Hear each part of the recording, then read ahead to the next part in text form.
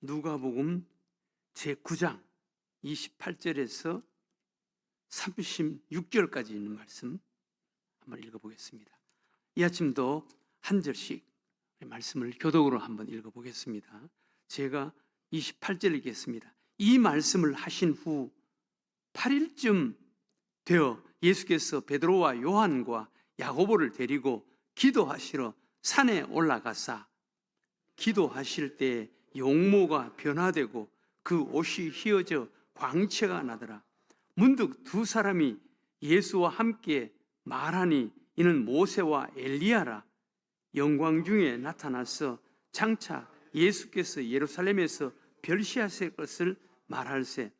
베드로와 및 함께 있는 자들이 깊이 졸다가 온전히 깨어나 예수의 영광과 및 함께 선 두 사람을 보더니 두 사람이 떠날 때 베드로가 예수께 여짜오되 주여, 우리가 여기 있는 것이 좋사오니 우리가 초막 셋을 지을 때 하나는 주를 위하여, 하나는 모세를 위하여, 하나는 엘리야를 위하여 하사이다 하되 자기가 하는 말을 자기도 알지 못하더라. 이 말할 즈음에 구름이 와서 그들을 덮는지라. 구름 속으로 들어갈 때 그들이 무서워하더니 구름 속에서 소리가 나서 이르되 이는 나의 아들 곧 택함을 받은 자니 너희는 그의 말을 들으라 하고 다 같이 읽겠습니다. 소리가 그침에 오직 예수만 보이더라. 제자들이 잠잠하여 그 본 것을 무엇이든지 그때에는 아무에게도 이르지 아니하니라. 아멘. 어떤 분야든 그 분야에서 전문가가 되고 프로가 되고 또 그 분야에서 정말 최고가 되기 위해서는 그냥 쉽게 되는 게 아니에요. 많은 노력이 있어야 하고 또 많은 훈련이 있어야 하고 또 많은 그런 어떤 경험들이 있어야 어떤 분야에서든 그 분야에서 전문가가 되고 프로가 될 수가 있는 거예요. 보니까 뭐 운동선수들 뭐 축구 선수나 무슨 뭐 어떤 선수든 보니까 시작은 많이 하더라고요. 우리 교회 집사님 아들들도 무슨 뭐 운동합니다. 그런 아들들이 있습니다. 뭐 축구를 합니다. 또 뭘 합니다. 그런데 정말 우리나라의 그 프로축구 또 그 분야에서 두각을 나타내는 이런 뭐 손흥민 선수급 아니더라도 우리나라 프로팀에 들어가서 그 분야에서 살아갈 수 있는 이런 자가 되기 위해서는 이게 참 쉬운 게 아니에요. 정말 피눈물 나는 노력, 훈련 이런 것이 있어야만이 그 분야에서 그래도 어떤 앞장서서 살아가는 사람이 될 수가 있습니다. 뭐 운동 스포츠뿐만이 아니에요. 뭐 예능도 그렇고 또 어떤 뭐 학문 분야도 그렇고 직장 생활 또 뭐 자기가 개인이 하는 사업도 그렇고 쉬운 게 아니더라고. 제가 어떤 우리 교회 집사님 자기 그 딸을 한 사람이 이 공무원인데 공무원 생활하는 것을 제가 들어보니까 야, 공무원도 쉬운 게 아니구나. 때로는 공무원이 무슨 뭐 현장에 점검을 하러 나간대. 딸인데 점검을 하러 나간대요.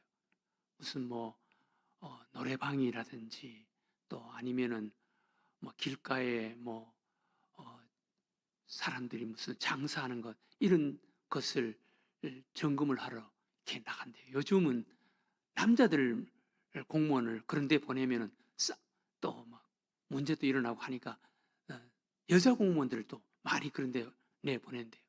그럼 나가면은 여자 공무원이 나가면은 그 업주들이 등치들하고 주목들하고 이렇게 연결되어 있는 사람들도 많고 이렇게 해서 오늘은 예쁘장한 처녀가 나왔네. 전화로 그렇게 이야기를 한대요. 그러니 여러분 이 공무원 생활도 제가 이렇게 들어보니까 이 공무원 생활도 쉬운 게 아니구나. 또 자기가 무슨 장사를 한다, 기업을 한다. 이것도 쉬운 게 아니에요. 여러분 세상 살아가는 게 그렇게 만만하거나 쉬운 게 아니에요. 처절한 노력이 있어야 되고 애씀이 있어야 되고 그리고 경험이 있어야 되고 훈련이 있어야 되는 거예요. 다른 사람들 하는 거 보니까 쉬워 보이죠. 쉬운 게 아니에요.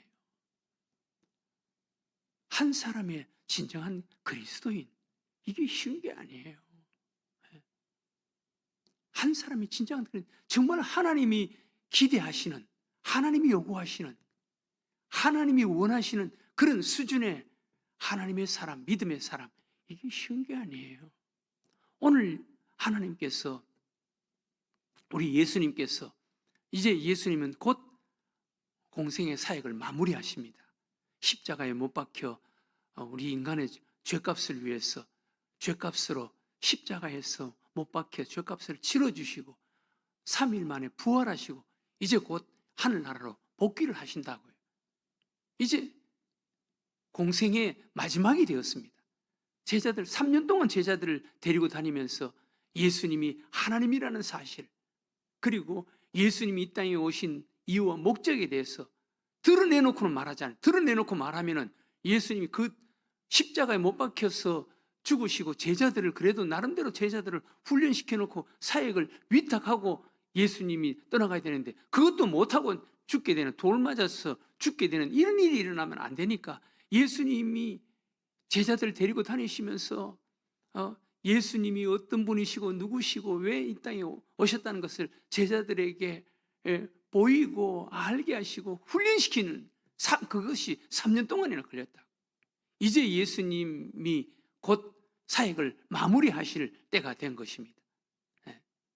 그래서 예수님께서 제자들을 가이사랴 빌립보에 데리고 가셔서 거기는 이방신들 가이사랴 빌립보는 이방신들의 신전들 이방신들이 모여있는 그런 어마어마한 곳이에요.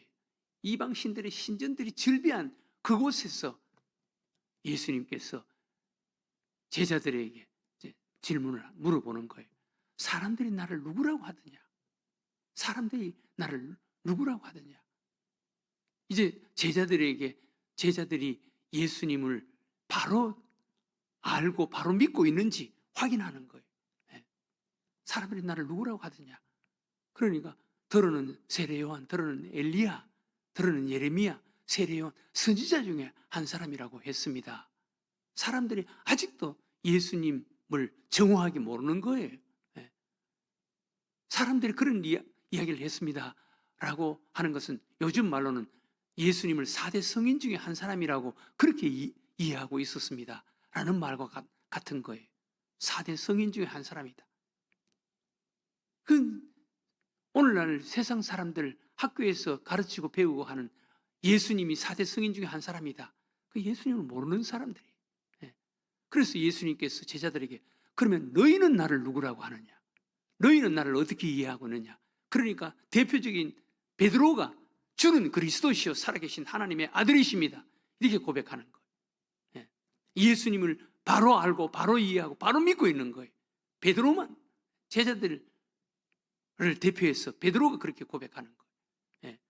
여러분 예수님을 바로 알고 바로 믿는 사람과 예수님을 바로 알지 못하는 사람의 차이는 이 첫 번째 이 신앙 고백에서 차이가 나는 것입니다. 예수님을 4대 성인 중에 한 사람으로 알고 있으면 그 사람은 예수를 잘 모르는 사람이에요. 못 믿는 사람이에요.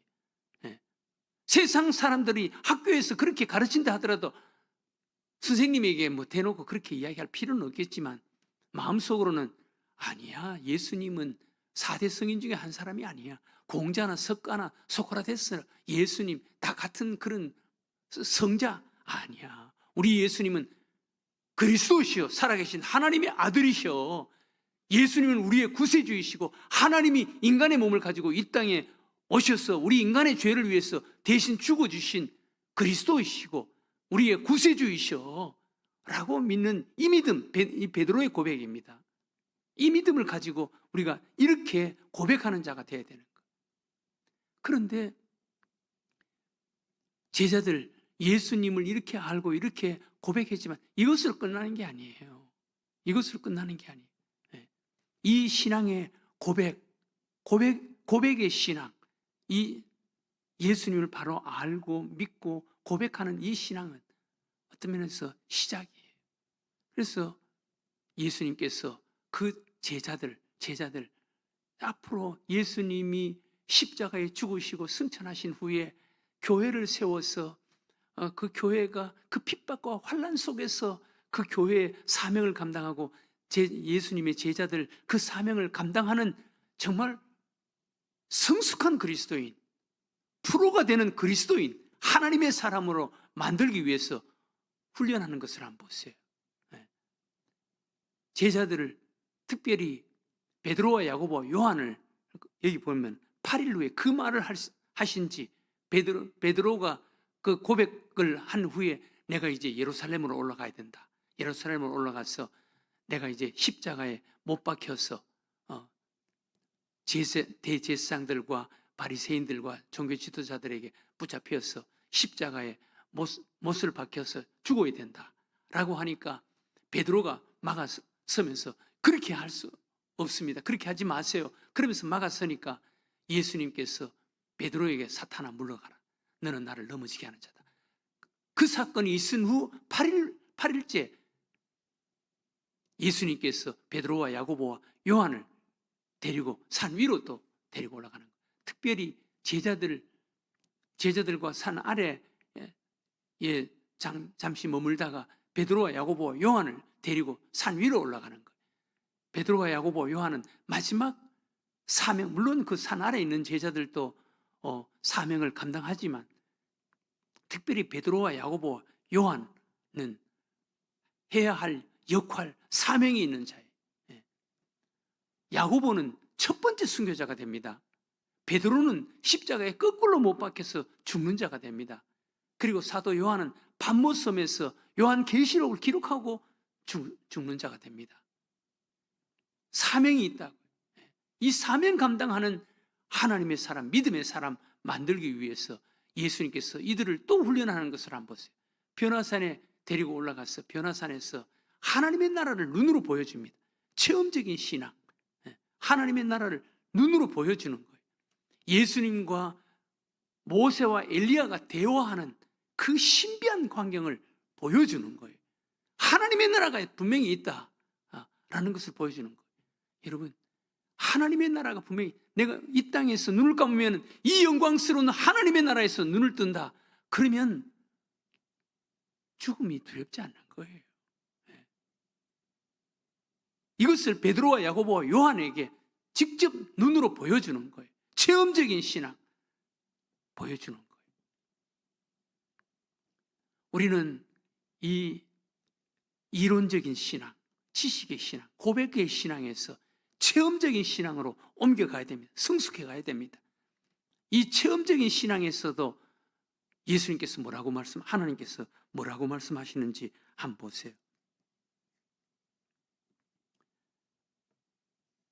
여기 보면은 마지막 부분에 이 체험을 해서 그들이 막 놀라서 정신을 잃고 있는데 35절, 36절에 우리가 이 체험 신앙에서 어디까지 성장해야 되는지 한번 보세요. 35절, 36절에 구름 속에서 소리가 나서 이르되 이는 나의 아들 곧 택함을 받은 자니 너희는 그의 말을 들으라 하고 예수님의 말씀을 들으라.